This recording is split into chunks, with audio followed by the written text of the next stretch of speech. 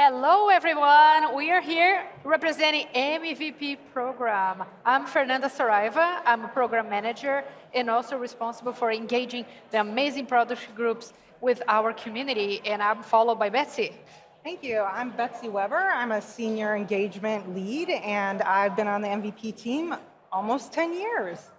With me, we've got... I am Jeremy Sinclair. I am a Windows Development MVP and also a Developer Technologies MVP. And I'm Priyanka. I'm a Microsoft Foundry MVP, and I am coming all the way over from Australia here joining you today. That's awesome. Thanks, everyone. Welcome. So MVP program is a recognition program that has been around for over 30 years, just recognizing the amazing community leaders that we have around the world. So right now, we are a little over 4,000, right, Betsy? Yep. And tell me a little bit more. How can an MVP be recognized? so the MVP award is Microsoft's way of saying thank you to the people that give back in the community, sharing their knowledge freely and openly, all about the Microsoft products and services. So we've got about 4,000 MVPs worldwide. They are in 96 different countries and speak 49 different languages. So it truly is a global community. And it's really engaging because I think we have here Jeremy and Priyanka. They can tell us a little bit more on how it's important to make impact and help Microsoft products to succeed. So let's start a little bit on the conversation here. So tell me a little bit more what actually the MVP program recognition has brought to you professionally, Jeremy. Can you share a little bit more? Yes, the MVP program has brought many opportunities to me professionally. It's fantastic to be recognized even by other companies who see some of my contributions through open source products. I've been reached out to various companies because they see my passion. They know what I do because I talk about everything and I make sure that there is impact with my work. That's great. So as an MVP, do you have to write a blog? No, you don't have to write a blog. I mostly interact on socials. So X, LinkedIn, Blue Sky mostly, and on GitHub. But I rarely write blogs because I just put all my work on there.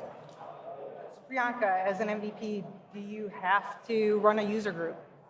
Yes, we do, right? And I think because the way we are perceived as technology leaders in the community, the user groups which we run, they make an impact in the sense that we get an opportunity for technology sharing, but then also we bring the community together. And because right now AI is such a evolving, ever-changing space, so which means these kind of user groups, meetups on a regular basis do help technologists to get together, give them a platform to learn, to share, and to grow. So as MVPs, Microsoft's always looking for people that are passionate and they're doing what they love and they're sharing their knowledge. So we want you to give back to the community in the ways you want to give back. And I know, Priyanka, you've run AgentCon and Agent Camp, right? Yeah. Tell me a little, how did you get, why did you run these events? Oh, perfect. So as I said, right, because there's so much happening in the technology space right now, and especially agentic AI, agentic frameworks are the new buzzwords, the new kids on the block. And there's been so many people, students especially, practitioners and mid-level career people coming up to me and asking, we hear a lot about agents, but then how to go about building agents? Where do I start? Where do I pivot to from my current workforce? And which then, got us to running these flagship events, which are under the umbrella of Global AI Community. And we are all ambassadors under Global AI Community. We run country chapters or city chapters inside of a region.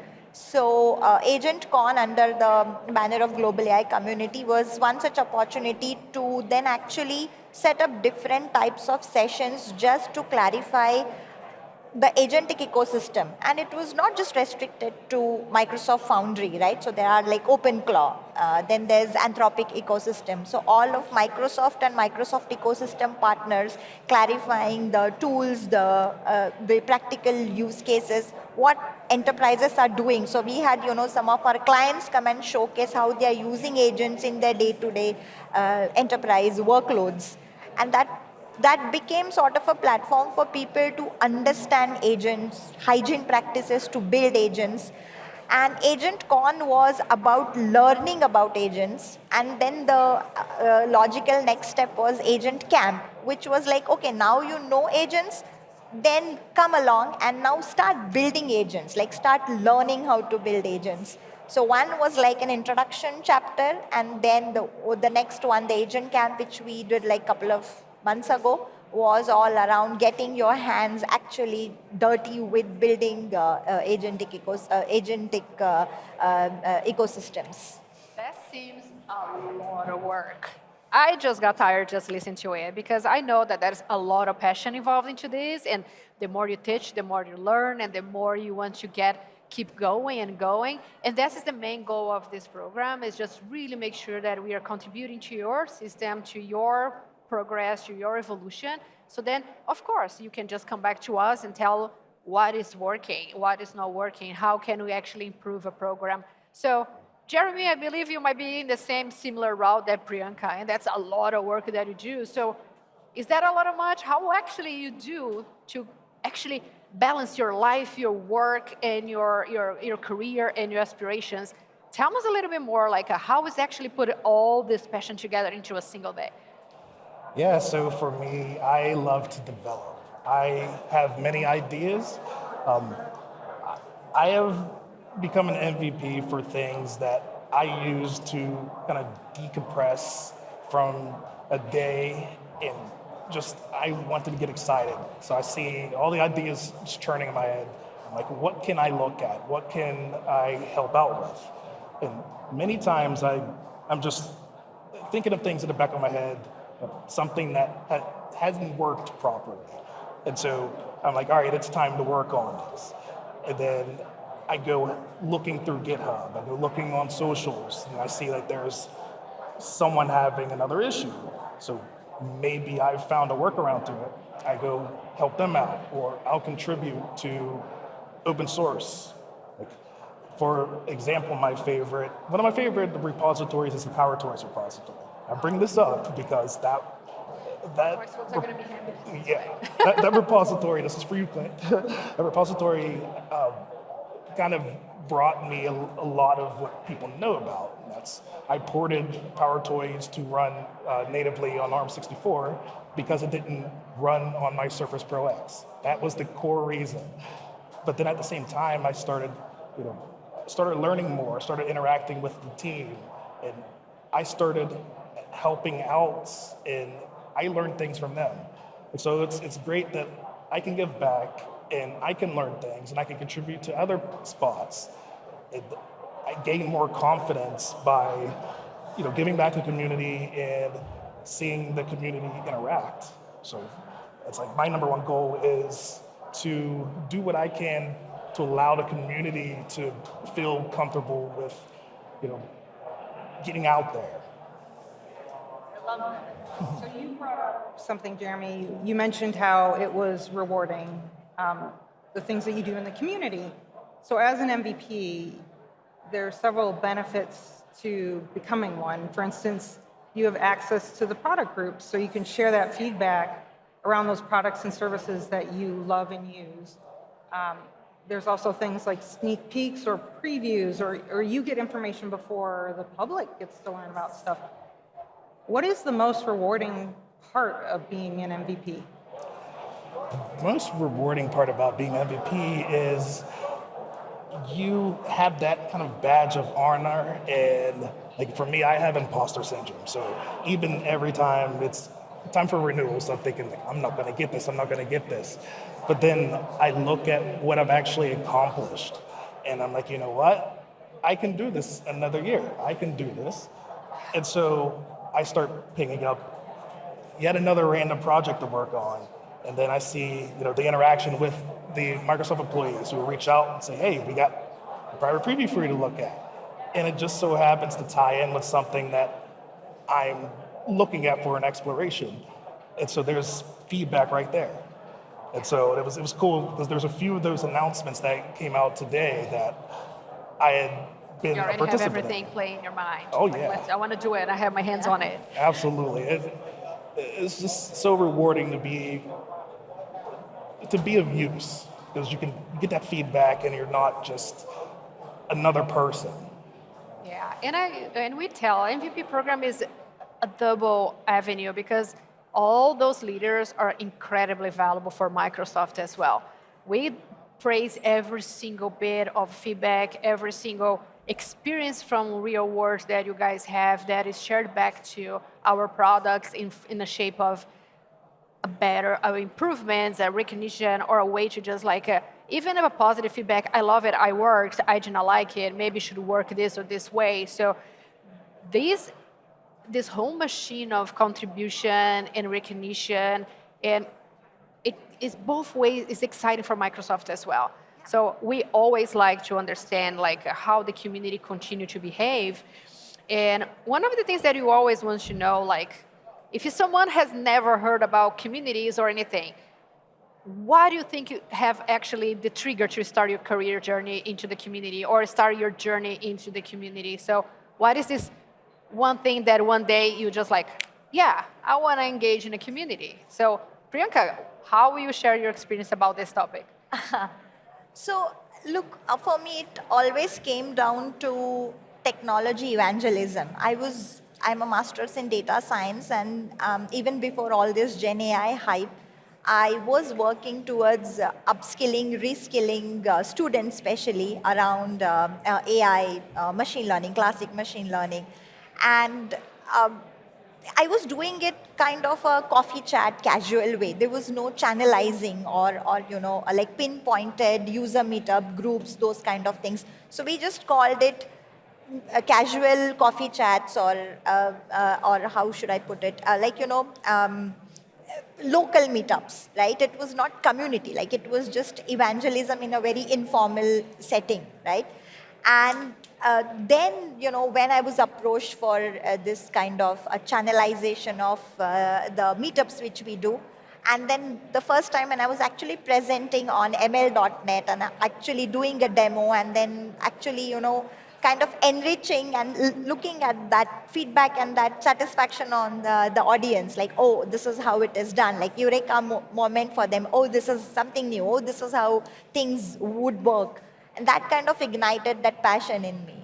And I think, for people who want to get into this journey, community evangelism or technology evangelism just does not mean speaking at public events or, as we say, upskilling, reskilling. Many of tech geeks who I know, they do this technology sharing by blogs, writing, because maybe people do not have that kind of public speaking persona. Could be very well, right? They are happy doing demos and codes. But then there are a lot of people who I know who contribute to using your GitHub check-ins, repositories, feature requests, blogs, technology reviews, writing books. So that platform which you get, in which you can express your passion, that could be anything. Public speaking, event organizing, even webinars, seminars, academic contributions. So my point is, pick your passion. What are you passionate about? And just start on that. I love that. I think that's such great advice. I hear from people and they say, do I have to do everything, all the things? And really, to get the MVP award, just follow your passion and give back in the way that you want to give back, right? So thank you. That's great advice. So now that you've both been MVPs for a while, how has your professional or personal life changed after receiving the MVP award? Yeah, my personal and professional life, I feel like I can walk with some swagger because I have that MVP on me, and I can say, guess what? I am the only Microsoft MVP in the entire state of West Virginia.